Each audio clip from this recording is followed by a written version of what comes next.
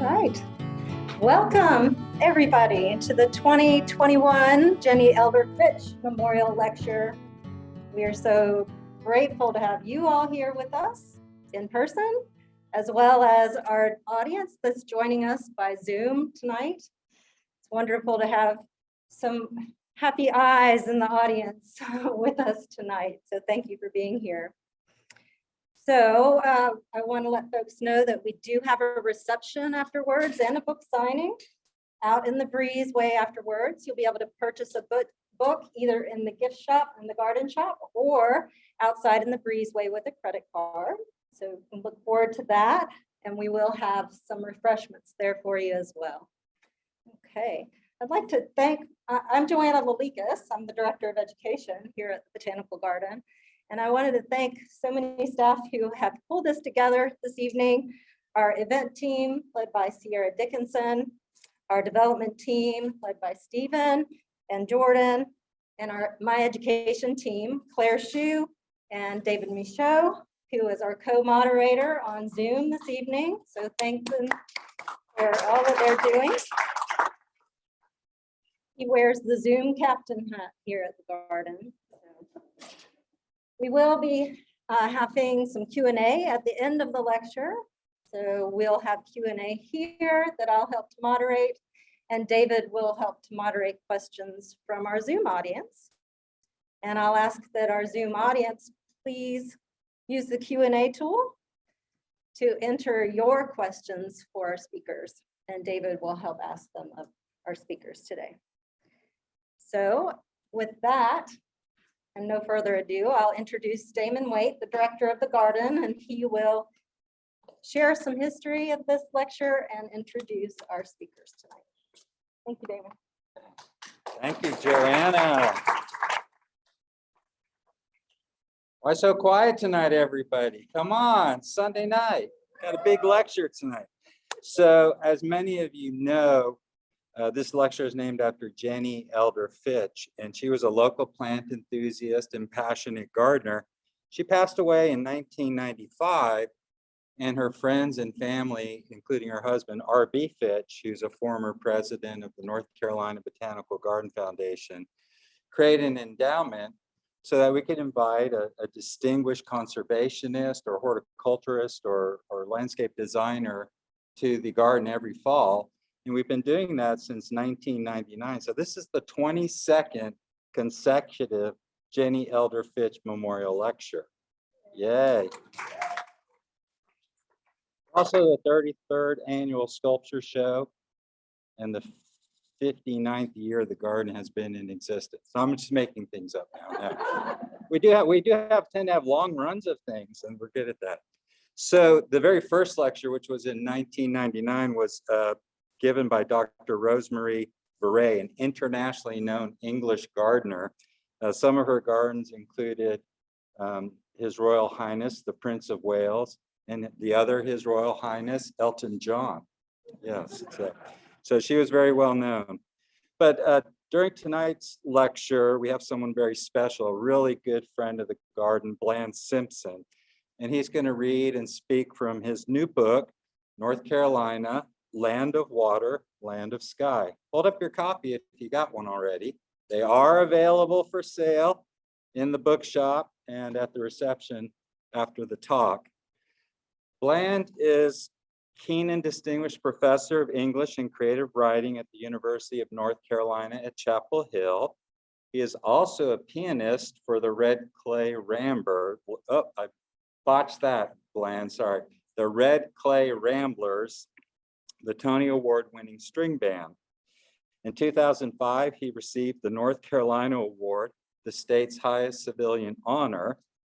Bland is going to present and discuss photographs from the book with help from one of the photographers, his wife, Ann Carey Simpson, who also show and discuss some of the work from the book.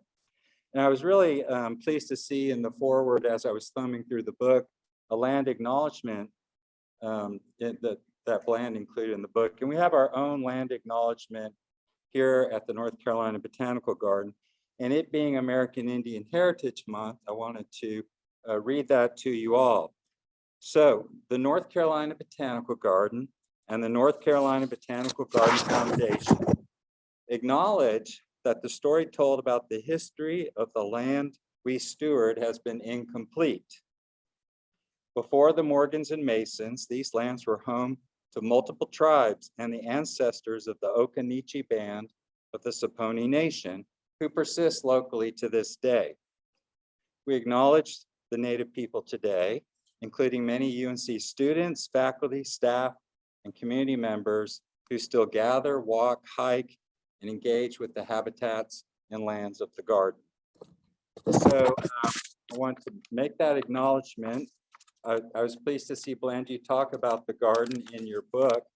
And I think my favorite thing that's come up since this book has come out was an interview Bland did with Indie Week in late October, in which he said, I'm not sure what the question the interviewer asked, but you said, if you ask me, what's your favorite part of the state, I would say the one I'm in at the moment. And I thought that was so perfect.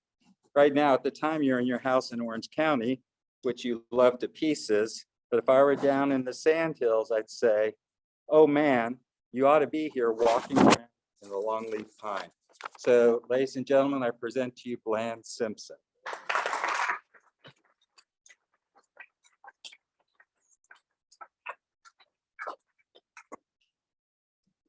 Thank you, Damon. Thank you, folks, very much for being here. And I deeply appreciate the invitation to be part of the Jenny Fitch lecture. The Fitches and my mother's family, the Pages, were good friends, have been good friends for, well, I'd say since my mother's family moved here in 1924, so almost a century. The Fitches, my grandfather was hired by the contractor, just one. It's very simple back then, who was building the buildings for the university during the building boom of the 1920s. And the Fitches were supplying the materials. So it was an immediate friendship and relationship. And I want to thank the Botanical Garden for the invitation and for the stewardship that you and the staff and the volunteers and the donors give to so much. This place right here, which is the happiest place for me to be at this moment in North Carolina, and the Morgan Creek and Mason Farm, particularly the preserve on the south side of the creek, where I've walked with students many, many times, and the Battle Park, Battle Woods, Forest Theater, the Arboretum. We had a class looking at the headwaters of the Cape Fear River just the other day, about 2 weeks ago. We started up in the Arboretum where you first see the water come out of the ground. Remember, Chapel Hill has got the university because of the springs. That's what the Davy committee talked about. We want to look at the university where there are all these good springs. So we followed the spring down through the Arboretum and where it came back out of the water feature and then back behind the Forest Theater and so forth. And we, a co-teacher and I kept emphasizing, you are in the headwaters. And this water is going to get on down. It's going to go past Wilmington in a few days. So there you are. I'm going to read a few short pieces, and then ask Ann to join me, and we're going to do a photo tour. This is the introduction to North Carolina Land of Water, Land of Sky. It's called Places in My Heart.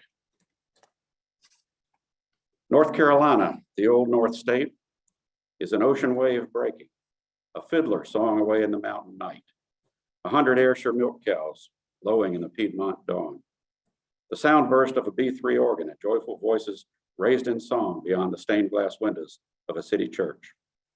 It is a line of sandbars, some nearly 30 miles out into the Atlantic Ocean, some less than a mile from the mainland. A set of broad, flat terraces, vast farmlands, and timber stands broken by willow-clad rivers, both Blackwater and Brown, and by their deep gum and cypress swamps, occasional bluffs, and green and golden marshes. There's a host of hills made of red clay and sand, growing pines called loblolly and longleaf, Oaks called white and red and turkey and blackjack, red maples and river birches and hickories with shaggy bark. And then a profusely eruptive land of tall folds upon folds, peaks, ridges, and rocky tops, domes, cliffs, grassy balls, and gorges. A host of mile-high mountains, too, with a vast quilt of blue haze laid out over it all. Water everywhere is my first lingering memory of North Carolina, for home meant water in the Pasquotank County ditches, in the yards flooded with hurricane rain, in the creeks and lagoons, in our river and the sound below, and always in the endless deep blue ocean beyond. At times, my family was a set of westbound travelers with a hilltop lookout over a great range of fields and forests, a two-lane blacktop undulating over long stretches, ribbon-like toward Chapel Hill. And when we reached this terrain in the late afternoon, the low western sun would be saturating the clay of those road cuts, a rich, deep ochreous color I could never look away from, knowing we had left the Sound Country and were now in a very different place, gliding into the hills of Carolina through long, topless tunnels of red clay. A few years later, I was among a group of men and boys in 3 cars pulling canoes up and over the Blue Ridge. And then we all saw, many of us for the first time, the high blue mountains that were even bigger and taller than the men had said, and that went on forever. As our small caravan passed Asheville at sunset, I could hardly believe at 12 what a vast province North Carolina was, and how long it would take, how many journeys and returnings there must be before I would have even the very beginning of a sense of it. If this is a tale of stories, sights, and glimpses drawn from a relentless traveling presence over many a year, pray let it be. For a lifetime of music, teaching, theater, literature, and conservation has carried Ann and me, and Scott and Tom too, all across our great state. Let it be a world of powerful passing looks at handmade Canada Goose whirligigs at Powell's Point and Currituck, at a biplane crop duster in a hangar, just waiting to fire up its Pratt & Whitney engine and take to the air down in Scotland County below Laurinburg, at cloud and shrouded Chimney Rock, almost invisibly towering over Lake Lure in Polk County out west, and at the fall and flow of water everywhere. From sea level to sky high, from pickles to peaches, from cabbage to cornbread, here's to the land, North Carolina. Thank you.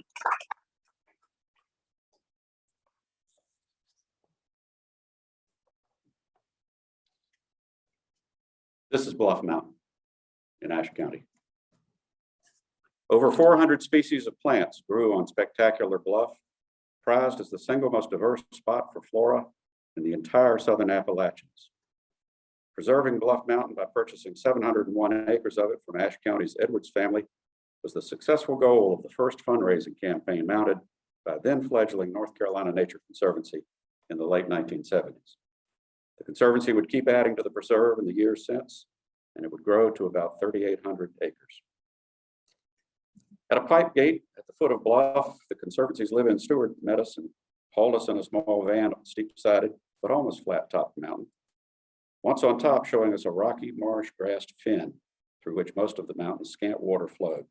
Then a dwarf Carolina hemlock forest on the east side.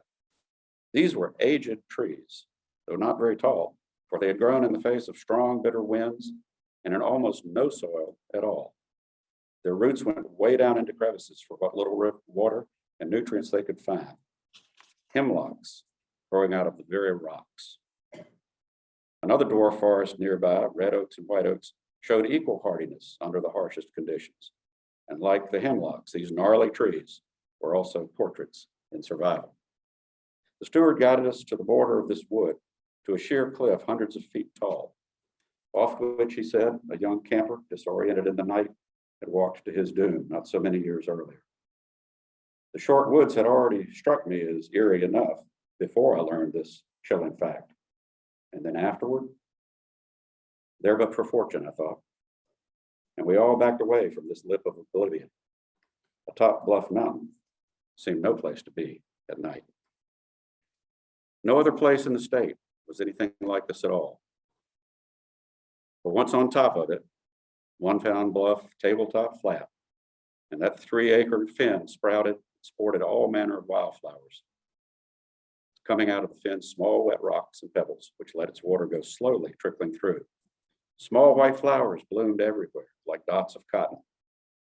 One of the last things one might expect to find atop a mountain was this very rare creation, the only upland fen in all the great hills of the southern Appalachians. The fen's stony soil was only 9 inches deep on average, almost always saturated, fed by groundwater percolating down from higher slopes on the mountaintop's west side. Up here, the wind and cold was extreme. Every month of the year felt freezing temperatures, and the shallow soil of the fen would freeze to the bedrock in wintertime. Yet records show that 140 species of plants and mosses in this fen alone, 1 in every 10 of them rare, if not endangered, in North Carolina. The land rose a bit on the west side, and I told Ann a tale from about 1830 of a stockman named Perkins, who was on this mountaintop when a bad storm came up. He took shelter for the night beneath a ledge, but before long, something so terrified him that he ran and leapt down the mountain until he reached his home and collapsed. Perkins told his family and his neighbors he would reveal just what had happened up there on the 9th day afterward. But on the 8th day, he died. So no one ever knew for sure what drove him down the mountainside during a storm in such terror. The ledge where he hid has ever after been called Perkins Rock.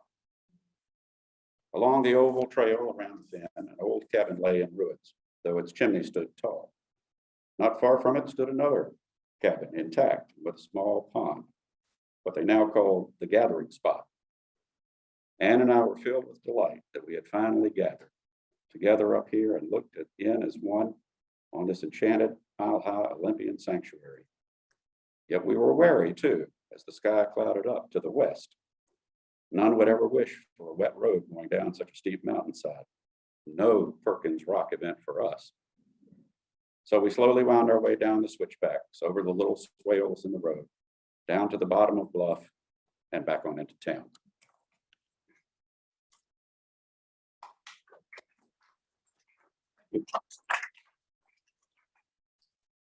Well, that's Ashe County. This is a little bit from Moore County.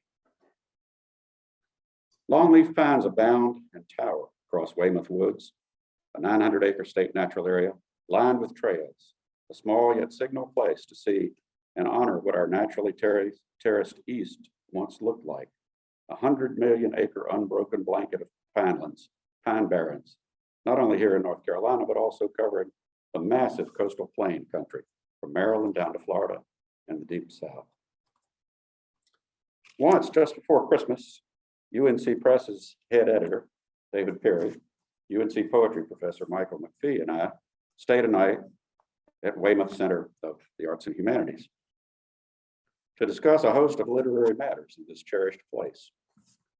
Dropping down into town, we wandered through the exemplary country bookshop, then toured the Creation Museum, an indiscriminate gathering of articles and items of faith, its most intriguing presentation of all being 40 or 50 extant varieties of barbed wire. Who else in the world had that? We were treated kindly at Chef Warren's Fine Bistro with Copper Bar, where on that evening, one of the appetizers was camel bits, small flattened pieces of blonde meat. Where do you get your camel meat? We asked the waiter, who seemed to be fielding this query for the first time. Not sure exactly, he said. I think sometimes they have to, phase the old camels out of circuses, stuff like that. We did. And we shot 8-ball at Neville's, the Bohemian basement bistro just off Broad Street that my friend Stephen Smith had introduced me to years earlier. A couple of pints, an odd little drink called Lemon Drop. And soon we were back up the hill, where we grouped ourselves around the Weymouth Ballroom's grand piano and sang lustily from the Broadman hymnal Perry had brought along. And by the conviction and volume of our lifted voices, if there were not really a fountain filled with blood, there by God should have been, and right on this blessed site. Another time I took a van full of senior honors fiction writers from Chapel Hill down to Moore County for the day, a springtime field trip after they had all finished up their year-long projects. We all roamed around the Literary Hall of Fame room at Weymouth and talked about writers they knew of, and writers they did not. And there was always a deep warmth about saying and hearing the names there. Elizabeth Spencer, Charles Chestnut, Doris Betts, Clyde Edgerton, Randall Keenan, Joe McCorkle, and on and on. And a delight in speaking of what the students had done, what they had left us, and in reminding these 12, 22-year-olds that they too had now become a very real part of North Carolina's literary life. After lunch, we moved over to Weymouth Woods and walked the perimeter path down into the low ground, the slender swamp on the eastern side of the woods, then back up the rise to the west, where the endangered red-cockaded woodpeckers lived and flew, where the afternoon sun really lit up the longleaf pines, and their globes of long needles caught every line of light that came in upon them and shone for us like polished silver. Thank you again.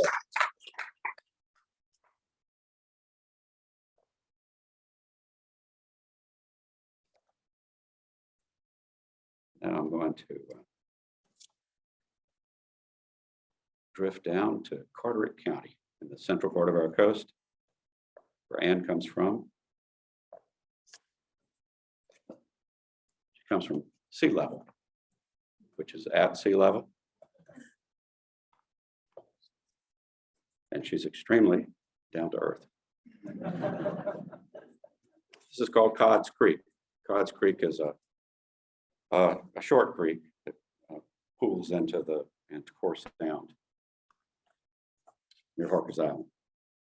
Only once had I been out to Codd's Creek before, one August many years ago with Downeaster's Lada Piggott of Gloucester and Captain Dennis Chadwick of Straits to lay out a mullet net and see how we might do.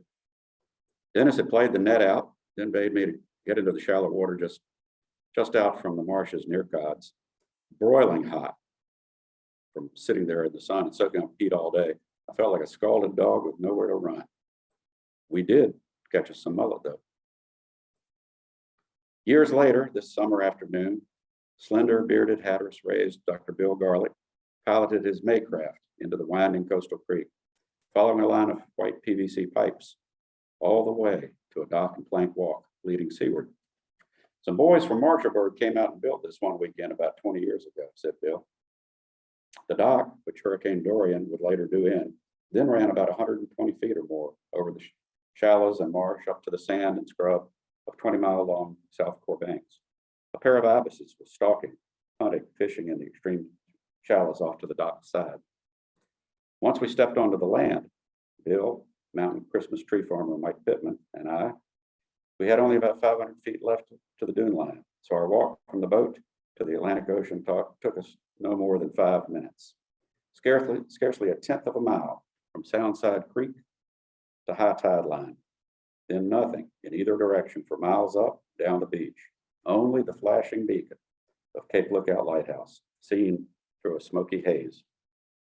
As we slowly boated back out of Codd's, knowing I would return as soon as possible to this special spot, I lined up a distant radio tower and a very bright roof along the Marshallburg shore, north of Bill's place. My key, my way to come in south of the mile-long pound net stakes, and thereby find the line of pipes and the creek's mouth.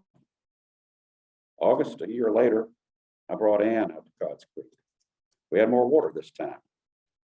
So we eased on in and made our way slowly up to the creekside dock, tied up, and walked the long, undulating wooden path to the sand and the scrub, and to all the wildflowers growing there. Red and yellow gaillardia, bright gleaming green pennywort leaves big as doubloons, marsh grasses stretching off as far as one could see, and tiny light yellow and light purple five-petaled flowers, a big, glorious Soundside bouquet. On the sea beach, the tides had cut a long, even 1-foot shelf of sand halfway between surf and dunes. We sat down upon it and took off our shoes. Anne in her white hat went spinning and almost dancing in the surf, holding the hem of her light blue shirt out like wings, the late afternoon sun diamonding the shallows all about her, and the Gulf Stream summertime clouds all piled up in a line many miles out beyond this lovely woman at such ease along the seaside. The ocean face of the sand shelf in shadow now was a long charcoal dark ribbon stretching away towards some Core Bank's vanishing point, challenged by the curving lines of white surf every inch of the way, while all manner of small shells, white, tan, brown, black, lay together upon the shelf's face in a wild, variegated mosaic, a joyful, rife with romance beach, simply wide open for it. Back at the boat, Nan sat on a dock step, smiling, holding the bow line as I started the engine, the marshy shallows all green behind her. In half an hour, we were across Core Sound at Bill's dock again, and I stood staring back out over the watery miles we had just covered and wondered for a few moments. What makes us head so quickly to the sea? We had been out upon an inland sea, Sound, and yet we were so easily and rapidly drawn to its marge and then on beyond it, across that pinch of land to the edge of the real sea. The greatest force on earth moved and rolled before us, Swinburne's mother and lover of men, the sea. Did we think we had stepped lightly across the hot sands to stand in awe once more and take her measure? Or had we always known deep down that we were pulled there by the sea herself so that she could take our own?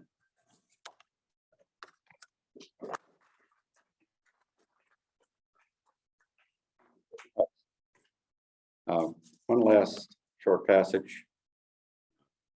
This is a depiction of March 1st, 2012. I was in conversation out front of his house with President William Friday. As our Hooper Lane conversation about water in North Carolina carried on, we turned to the population growth that state demographers had predicted, advising us all that we should expect a North Carolina of 12 million people by the year 2030. We really need to be prepared for it, Mr. Friday said, as he grew increasingly animated. And it's not just water, it'll affect everything: our schools, roads, agriculture, healthcare, environment, you name it. After he spoke about each of these areas and more, the clouds gliding by above as the wind rose, at last he looked past me. He was facing east, and he shook his index finger vigorously toward Raleigh, saying, "How are we ever going to provide for the 12 million in the future when we're not even taking care of the 9 million we have today? Where is the vision?" We must answer President Friday's questions, spoken over 9 years ago, yet as germane today as they were then. In ways we know from his great life, he would have us answer them. Would that we could greet each and every one of these millions of newcomers, whether they are born here or come from away, like the original Native Americans, the first peoples 12 millennia ago. Would that we could give each of them a few grains of sand from a sea beach, or a pinch of Pocosin peat, a bit of red clay from a Piedmont field, or a rounded stone from some Blue Ridge stream, so that they all might touch and be touched by the goodliest land. And then tell the stories of our gains, our losses, our many identities, and our big, deep culture so compellingly that everyone, newcomers and old-timers alike, truly understands what it means to say, with great feeling and pride, "I am a North Carolinian." That afternoon with Mr. Friday at his Hooper Lane home would be my last moment with him. And then and there, I heard my marching orders reaffirmed and elevated in such a way that they will carry me as upon a cresting wave for the rest of my life. Thank you, folks.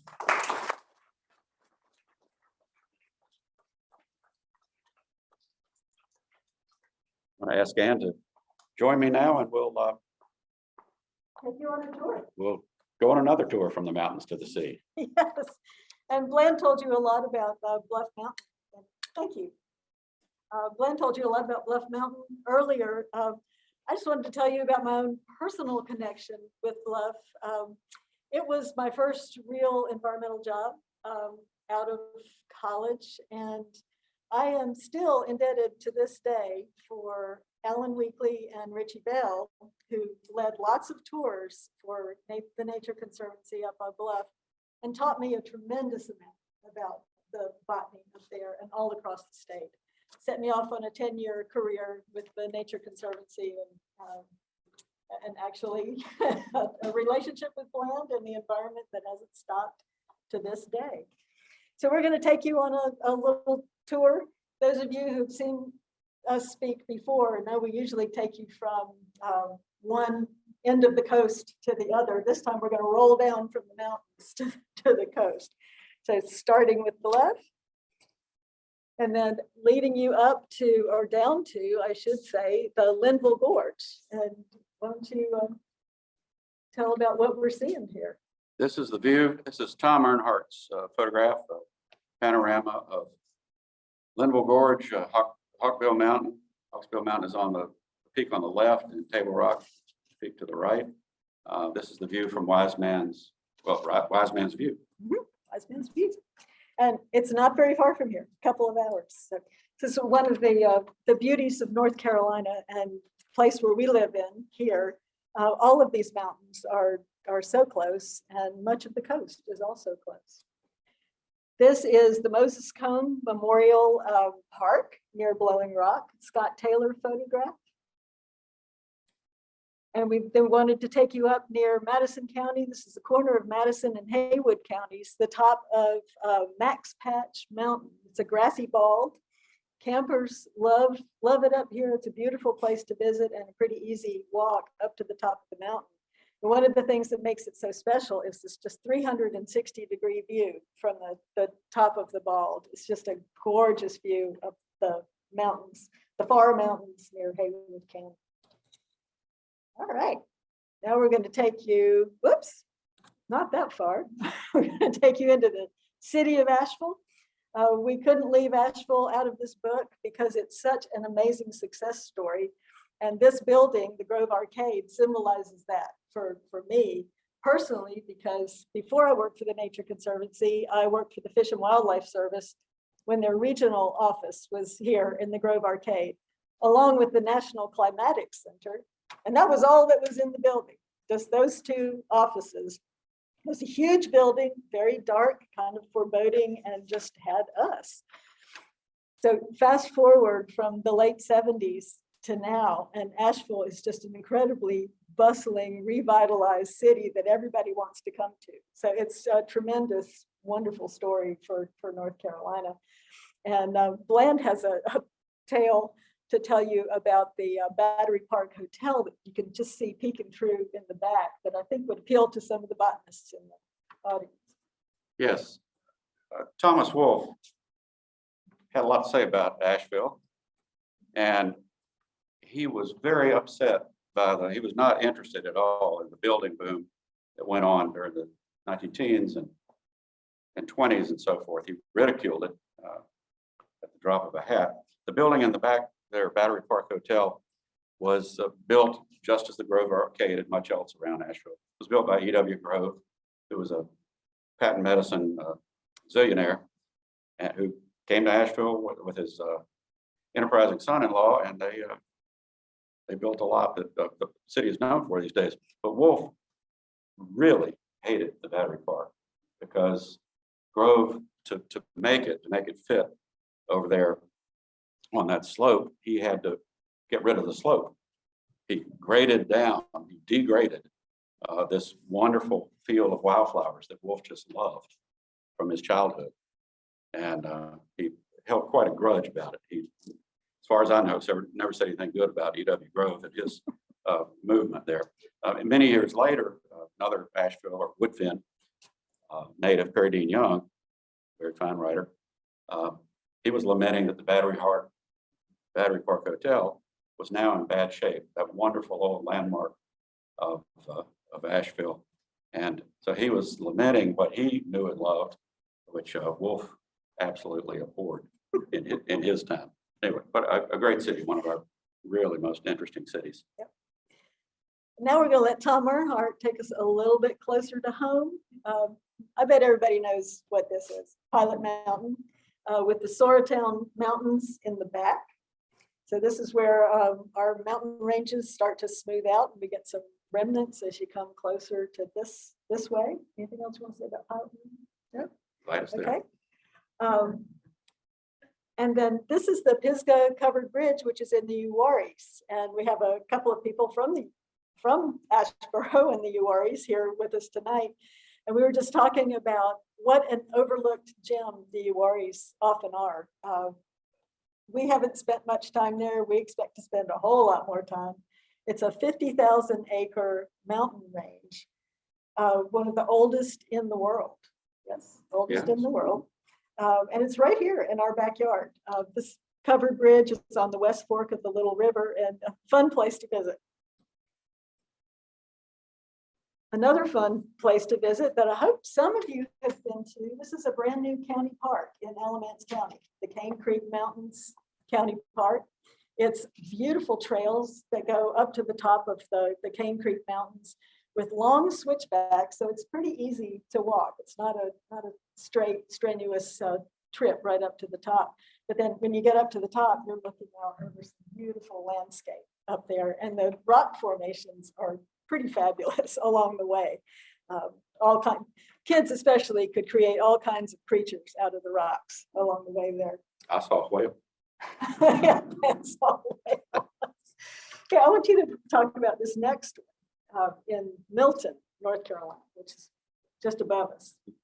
Many, if not most all of you, are familiar with the great 19th century African-American artist, Thomas Day. Free African-American man who was quite an artist and quite a businessman. He did work here at Carolina. And this is the work he did for the the Milton Presbyterian Church. Milton is up in Caswell County, almost to the state line, not very far. And Anna and I just were very taken with the wave-like look of the ends of these pews in the church. So this is a great artist's work from 170 years ago, still in use. As that's just lovely. Still Has, beautiful. has great meaning. Right. Well, we're going to go from Milton. We're going to drop down to someplace that's closer to home. And you heard a little bit about Battle Park earlier. You know all the Gimble Wars. I know some of it. Mysterious place. When I first moved to Chapel Hill, our family's apartment over in Glen Lennox wasn't ready and wasn't going to be ready for about a month or so. We stayed with my aunt and uncle on Greenwood Road, and I was 10 and a half and trying to figure out, what to do, how to meet some people and so forth. And one afternoon, my uncle and aunt both said, well, why don't you, there's a path right over there. Why don't you take it? Where does it go to? He said, well, it just goes up to the hill to a castle. Well, that landed very well. I mean, tell a young child that there's a castle up there. You can't see it, but you got to go and climb the hill. And man, I was there in 15 minutes, I think. Anyway, I played around it, and it's a really interesting spot out there at the end of the east end of Gimble Road, and right surrounded by Battle Park. Yep. So now we're going to leave town and go down. You heard a little bit about Weymouth Woods earlier, and you had talked about longleaf pine down there. This is one of the longleaf pine forest trails in Weymouth, which we can't say enough about what a good trip this is from Chapel Hill down to there. It's about an hour and 15 minutes or so, and you get a chance to walk through beautiful longleaf pine wiregrass savannas, miles and miles of trails. And one of the reasons Weymouth is there is this little creature that Tom Earnhardt caught not too long ago, the red-cockaded woodpecker. It's here, it's in the green swamp. It favors longleaf pine forests.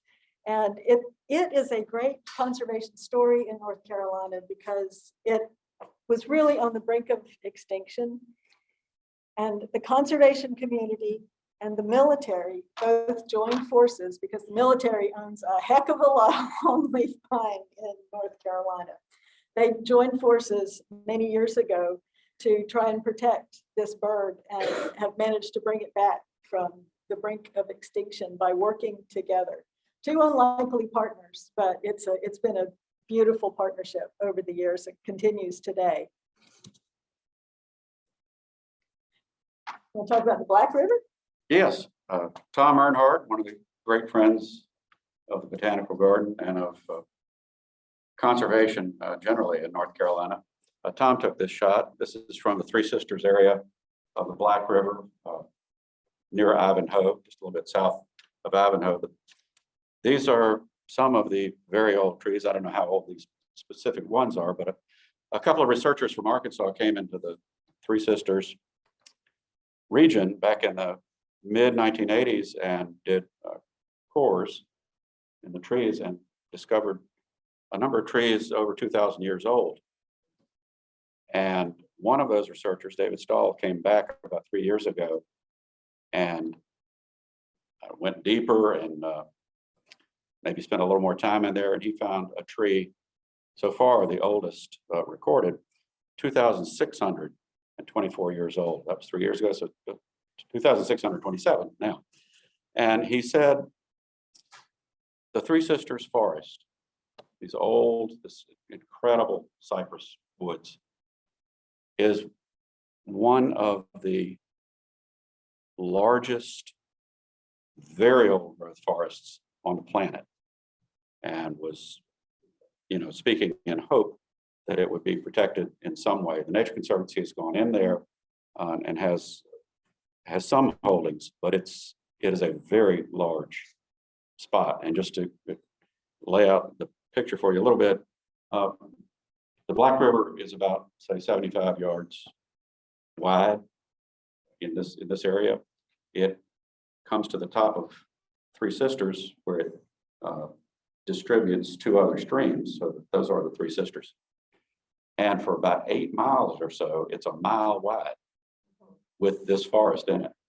And then after traveling that way, it cinches back up to about 75, 80, maybe 100 yards in places, and proceeds the rest of the way on down to where it hits the Cape Fear River, 14 miles from downtown Wilmington.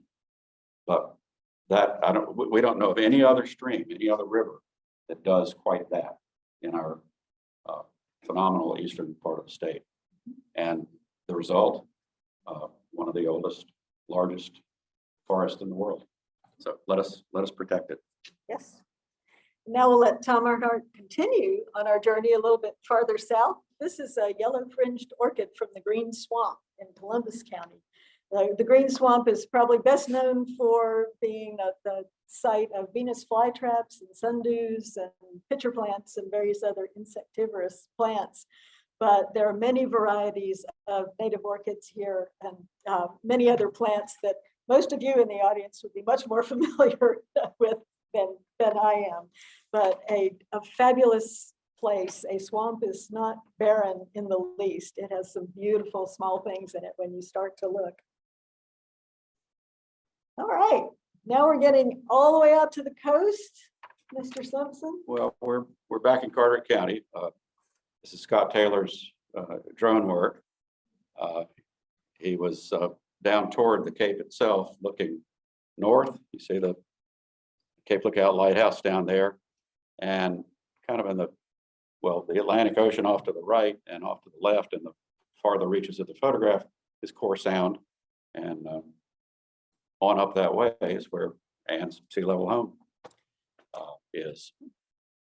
This is the South Core Banks. You have to go about 20 miles before there's an inlet, New Drum Inlet, and then another 20 miles or so up to Portsmouth Island, and then Ocracoke Inlet and Ocracoke. This is Cape Lookout National Seashore.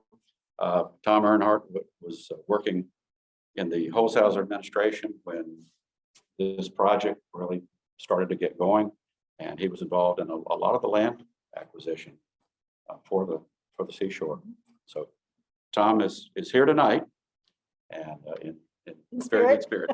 In spirit. This is one of the luckier things that happened to our state, was this National Seashore Park system put together. And right behind Cape Lookout is this complex of the Deep Creek and Bird Shoal and Carrot Island. This is in Beaufort. It's actually literally right across from the main street in Beaufort. So as you're walking down the main street and doing your shopping, you can look over to your right, and there's a beautiful complex out there. that Rachel Carson did a lot of research in, and this is called the Rachel Carson Estuarine Research Reserve in her honor. Another newer thing in Beaufort that we wanted to make sure got into the book is the Bonehenge Whale Center. This was put together by Keith Rittmaster, who worked for the Maritime Museum, mostly on marine mammal strandings with his wife, Vicki Thayer. And Keith became very adept at when one of these large animals had died, at figuring out how to retrieve the skeleton and put it all back together after it was dug up, because you have to dig it, you have to bury it to let it decompose. And then he puts these skeletons back together. And so this is his workshop, laboratory, library, now open to the public, Bonehenge Whale Center.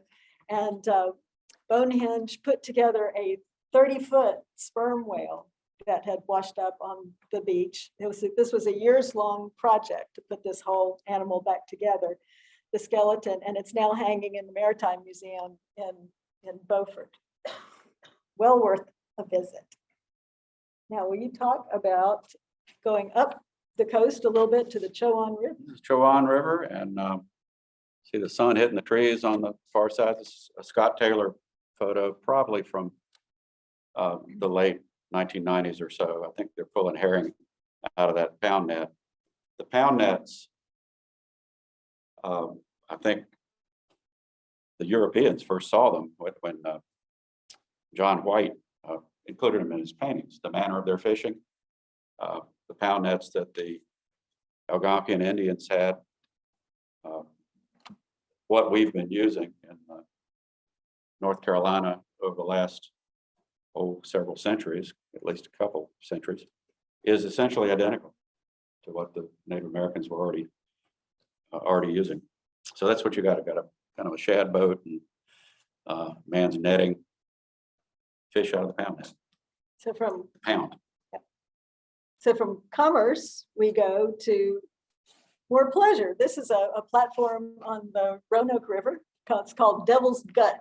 Sounds like a wonderful place to camp for a couple of nights. It's a Tom Earnhardt photograph. But much like the green swamp and the orchids that are in that swamp, the Roanoke River bottomland is just full of wildlife, including the prothonotary warbler, which is there all summer, and just the song fills the bottomland. This is another Tom Earnhardt photograph. This one posed very well for Tom. And now our final stop on the coastal tour is Elizabeth City and the classic moth boat. This is a view I have known all my life. We're on that's the west side of the Pasquotank, looking toward the downtown waterfront of Elizabeth City up there, sort of to the left of the sail. The moth boat is a small 11-foot by I think 5 racing boat. It'll turn on a dime, and it was designed and built for the first time in Elizabeth City by a man who's a captain whose sailboat needed work, and he was kind of laid up there in Elizabeth City. So he designed this little craft, and this is the classic moth, and they have a regatta about the 3rd week of September every year. And when we were down there photographing, and one of the champions came we were on a pontoon boat to get pictures. One of the champions came sailing right at us, smiling, big as the world, and just looked like it was going to crash into the pontoons. And he turned only about 10 feet from the pontoon boat, turned immediately left, 90 degrees, laughing as Ann was snapping pictures of him. He was posing. He was posing. He was showing off. He's really good. But beautiful little craft, and it's a beautiful river. It comes around a bend up there toward the waterfront. It's kind of a horseshoe bend and opens up into a big estuarine bay. It goes like that all the way down 18 miles down to the Sound.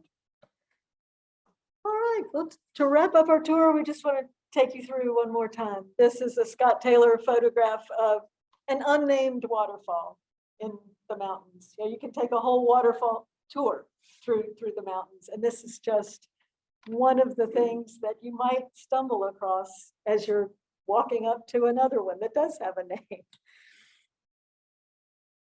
This is our own Jordan Lake. I have to admit, it's not a place that I've ever thought of as being super picturesque, but here's where the Haw River and the New Hope River come together at the dam. And it was a beautiful day, a beautiful photograph. And the fishermen just happened to step out onto that peninsula very cooperatively when the sun was beautiful here. But, so even in our own backyard, we find all kinds of special things. And then this is just a tribute to the natural areas that have been protected in North Carolina. This is the Poquoson Lakes National Wildlife Refuge and a huge flock of snow geese. We still get huge flocks like this of wintering snow geese and Canada geese here every year because we have these protected areas. And it was actually this area where, I don't know if any of you remember, the military wanted to put an outlying landing field right in the agricultural fields next to Poquoson Lakes. Nobody really thought that was a great idea with all these big birds flying around. So fortunately that didn't happen. And then we're closing out with a Scott Taylor photograph to wish you a good end to 2021 and hope that you'll explore a lot of North Carolina in this coming year. This is Scott's picture of the snow ponies over on part of the herd of about 25 that are over in the Carson Reserve across Taylor's Creek from Beaufort. And in some ways it looks more like a mountain scene, but that's very much down at the coast.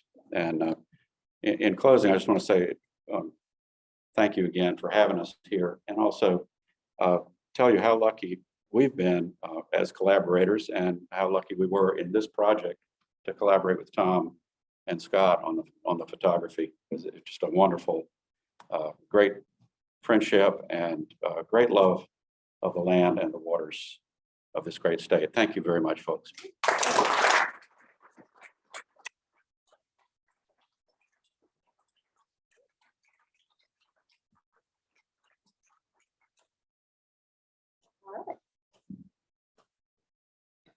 Thank you both so much. And we would love to have you take some questions from the audience if you would like.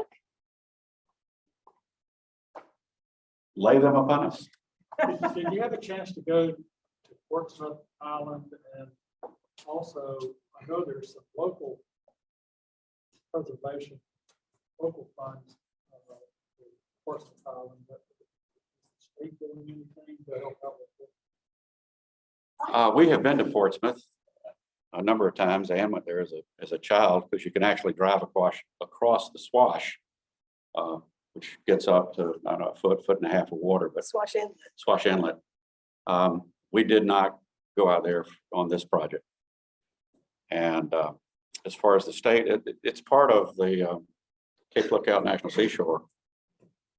I don't know at this point what is being done. There are about, I don't know, a dozen houses. There's a church. There's an old, beautiful old Coast Guard station there, but not a whole lot.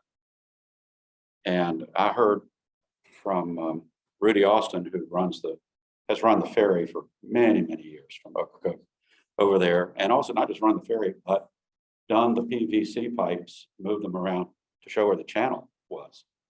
Coast Guard wasn't doing that. Rudy Austin was. And Rudy told me that this was some years back, that the seashore was not putting any preservation money to speak of into the village there at Portsmouth. I don't know what the current budgeting situation is, but it's well worth a trip out there.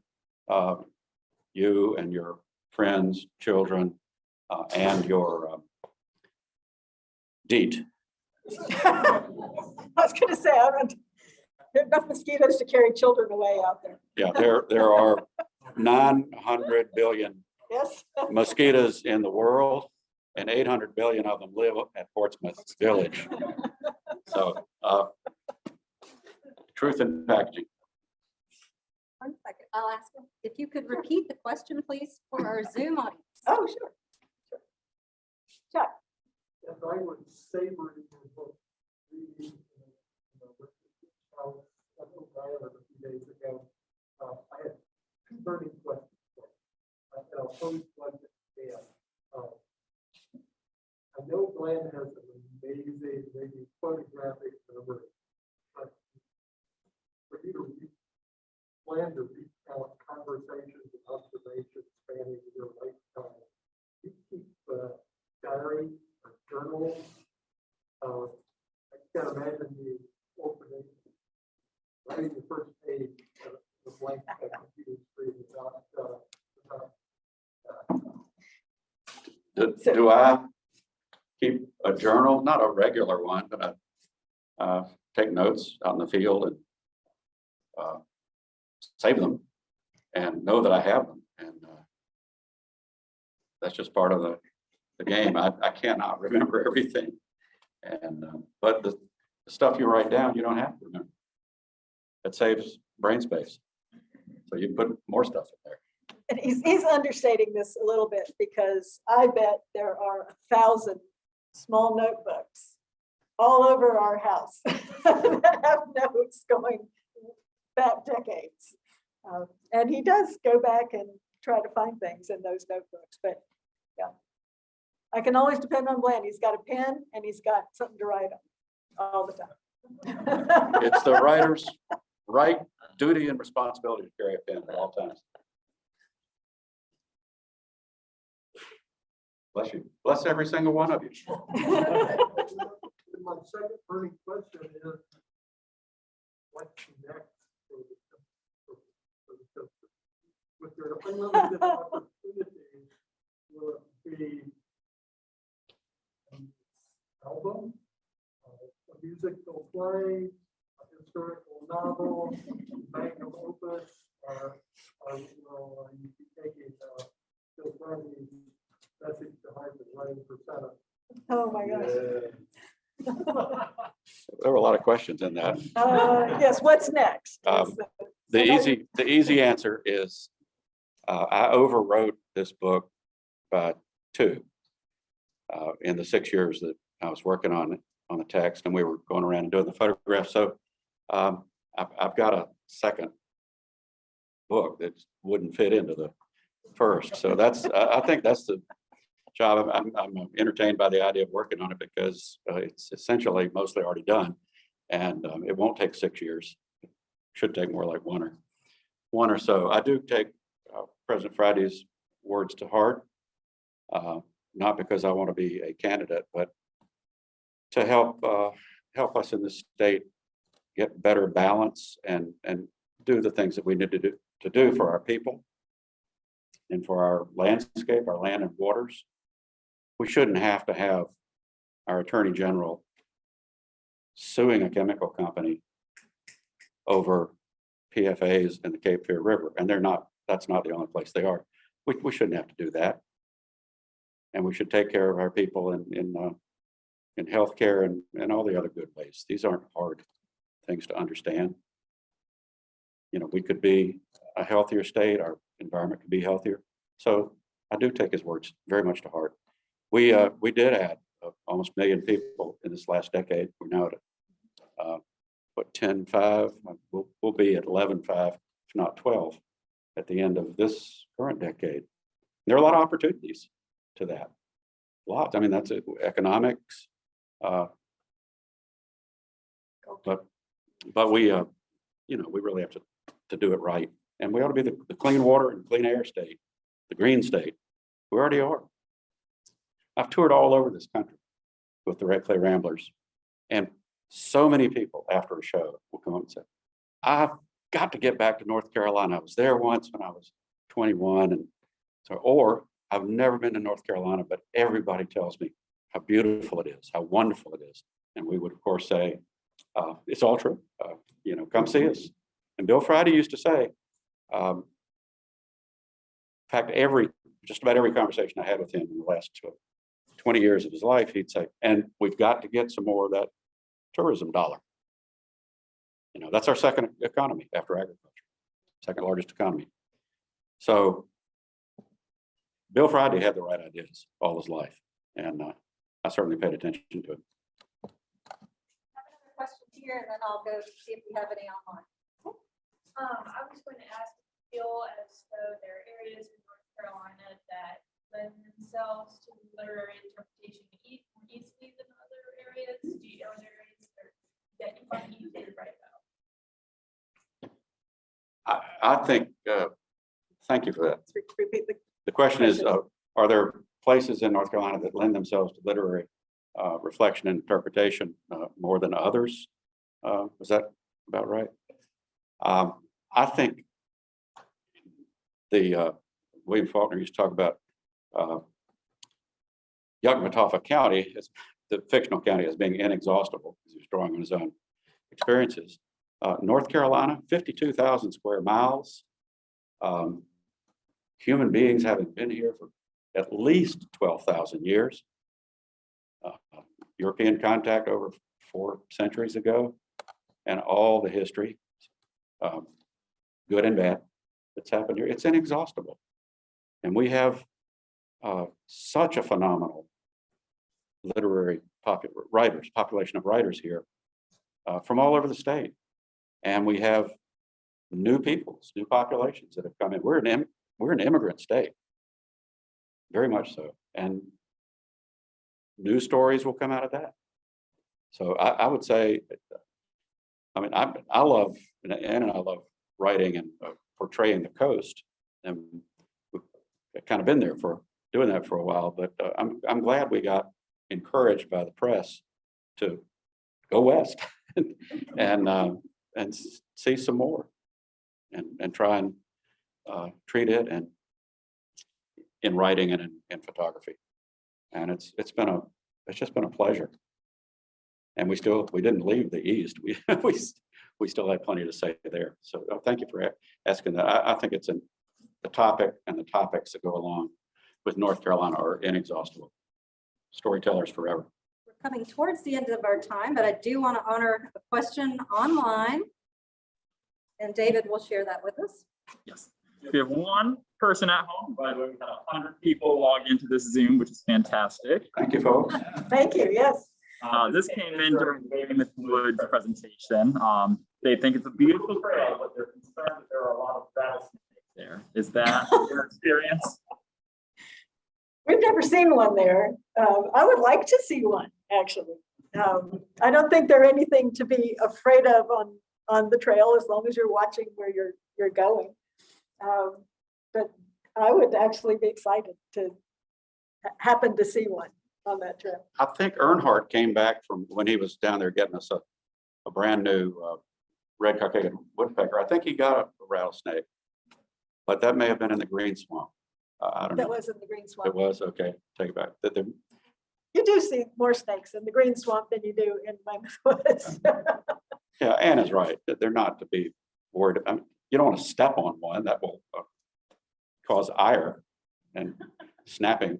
But no, Brooke Meanley, a great ornithologist, we were down in the Dismal Swamp many years ago. I asked him about snakes. He said, well, I haven't seen many. And besides, the poisonous snakes are kind of slow moving.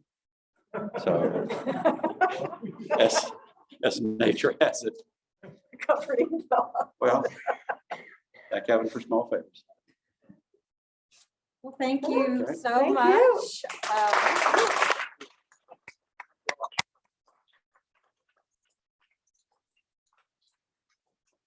So grateful to have you both with us here tonight. That was wonderful.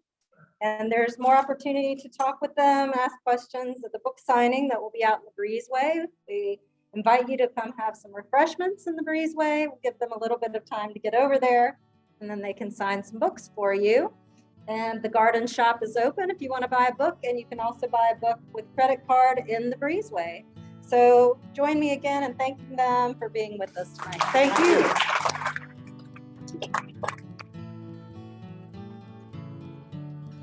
And for those online, you can buy the book online as well. Thank you.